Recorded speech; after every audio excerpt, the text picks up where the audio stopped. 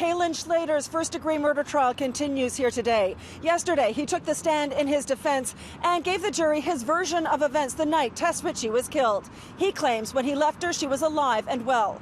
Well, today, Crown Attorney Beverly Richards picked apart his story under cross-examination by painting him as a liar. Yesterday, Kalen Schlatter testified that he and Tess Ritchie had fooled around in the bottom of a Church Street stairwell for about 40 minutes, and that when Tess told him at about 5 o'clock in the morning on November 25th, 2017, that she didn't want to have sex, that didn't bother him at all, he said, and he left her alone there. The Crown refuted that. She fired at him. "She struggled with you, didn't she?" "No, she did not," he said. "You were angry that she would not have sex with you, so you strangled her and left her there dead."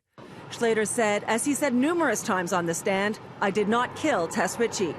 Earlier, the Crown pointed out some of the times Schlatter has lied to his friends in text messages and to strangers. "Only sometimes," Schlatter responded. Bev Richards said, "You lie when it's to your advantage, Mr. Schlatter." "I lie to protect myself," he answered. "You do that, don't you?"